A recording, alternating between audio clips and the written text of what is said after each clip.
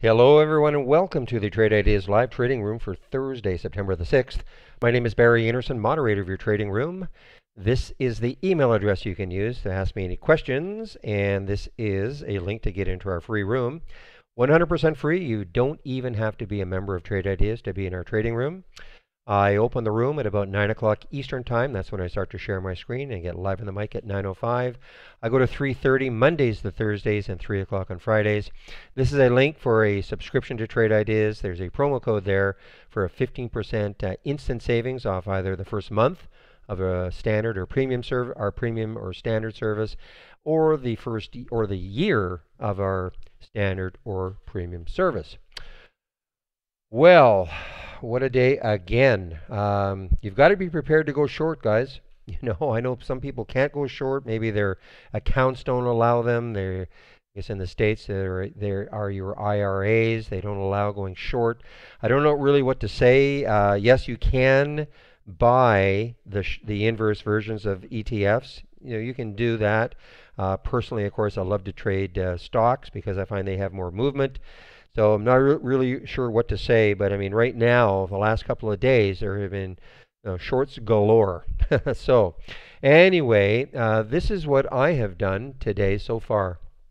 This ICHR, and again, let's take a look at it on the daily. I'm not 100% sure. Yeah, so like yesterday, the last couple of days, it's had a down day. Though, it's funny. You look at that bottoming tail right there on the daily. That means the buyers did take it back up. Now, we did have a bit of a rally in the market later on.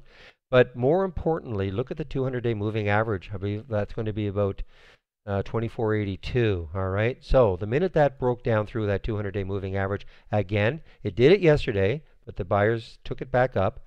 But it did it again today. Maybe back to the 15-minute time frame. So remember, 2482, so that's up here.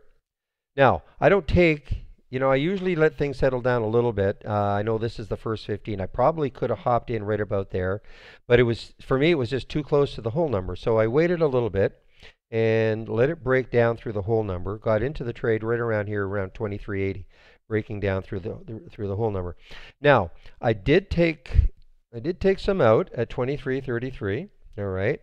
And after that, it did pull up. Somebody asked me, well, how did I know it was going to drop again? Well, of course I didn't. There were no indicators that were telling me that it was going to drop again. But because I took some out right here, it allowed me to hold on so that even though this was sort of starting to approach where I first shorted, didn't really bother me that much. To me, the worst that was going to happen is I would have covered, right up here, maybe for a small profit on the last bit, and I would have already made some money. Anyway, bottom line is that this was just a momentary pull up, and then look what happened. Kept moving down and down. I did take some out at 22. I guess that's about 2289. And so almost a dollar in that bit. I still have some left. At this point, there's no reason for me to get out of it. I don't know what's going to happen, obviously, but it's sort of settling in this area. I think if it got back up close to this area here, I would probably get out and call it a day on that one. Now this one, EZO, this one I had to do it twice, all right? I looked at this. Take a look at it on the daily chart. You're going to see a lot of daily charts that look like this, I believe. So obviously it's been, just crushed. Not crushed, but I mean, it's been moving down. So it had a down day yesterday along with the rest of the market. So there again is the 200-day moving average, guys. So important. That's really the only indicator that I follow, all right, the 200-day moving average. So a couple things happened. The 200-day moving average was 2004. So the minute it moved down below 20, I got very interested in it. And I ended up taking this short at, I think it was 1971. Right about there. But it popped up. See that little green candle? It popped up. And I thought, you know what? I just don't like the way it's trading. Sometimes I can be a bit of a jumpy trader. So I took a nickel loss on it. And then I went on my break. I believe that's at noon. Yeah, it's at noon. Went on my break. And then the minute it took out that low right there, I decided to reshort it, thinking, okay, maybe I got a little jumpy, and the rest of the market is still moving down.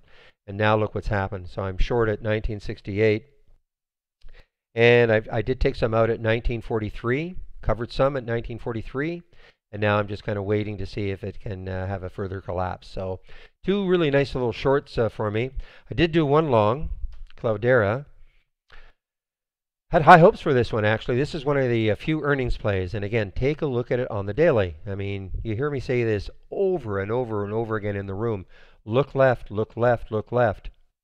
So look left, what do you see? So what I see, number one, is there's that magic 200-day, right? Pop through the 200-day moving average. Look left has no resistance until, maybe up into this area.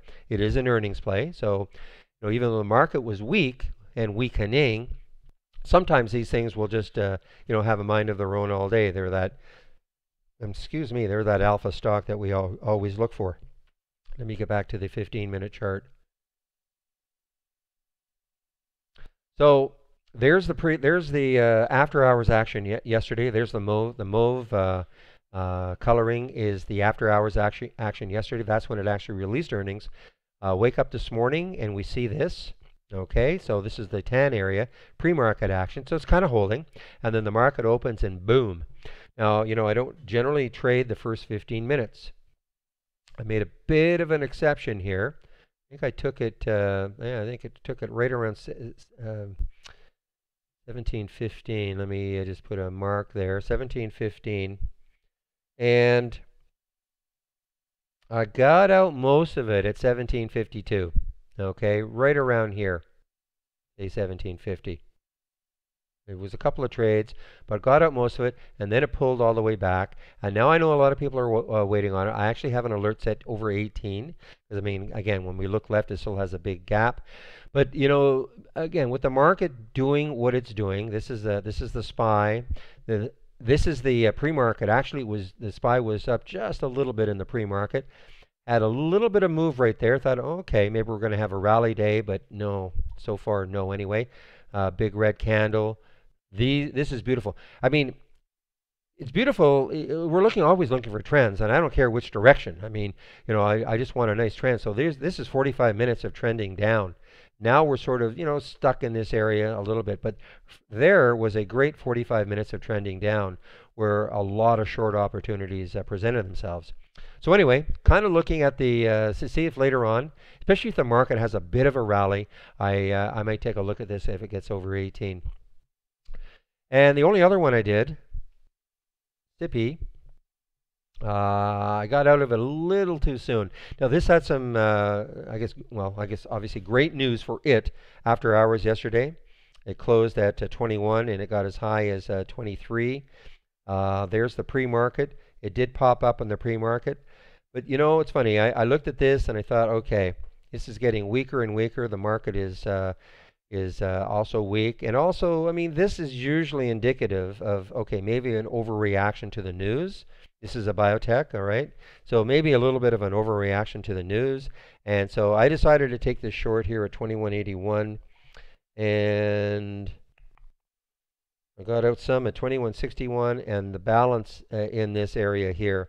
And it moved down after that, and I wasn't in it anymore, unfortunately. But now, as I was said in the room just before I think I did this, started this video, it looks like it's trying to come back. Now, here's the one that again, I just can't chase these. Great news in the pre-market for this one. And look at the move it made. I mean, we're talking about a stock that closed at about $14 yesterday and hit a high of 22 once at the peak, and I just couldn't get into it and chase it. It had, on the 5-minute chart, it had maybe a couple of entries, but I just couldn't chase it, and which is okay. I mean, I got into the other ones, and I'm happy. Obviously, this was a bigger mover, but the minute I start chasing, it's going to do this, so I don't do it. Now, a lot of people actually were able to short this. And I'm actually looking at this now. We were actually watching this on the pull-up to see if it would start to regain this area. I'm actually kind of watching this right now. I have an alert set here so that if it gets down below 20, I may short this one. It may do the same sort of thing as the SIPI did, do this sort of action. And maybe, again, This is perhaps an overreaction to the news. I think it was only on phase one, phase two, so it's not even like late stage phase three results. But anyway, it's very, very exciting in the room. I mean, just a ton of action going on. You have to be prepared to short though. There's no real way around it. Okay, there are some little nuggets going long, like the ARWR if you can get them, but the majority of setups, for me anyway, were on the short side. All right, let me just bring back the capture program. And if you have any questions for me, you can use this email address. Again, the link for the free trading room, 100% free. I'll open, and this is a subscription link with the 15% instant promo code there.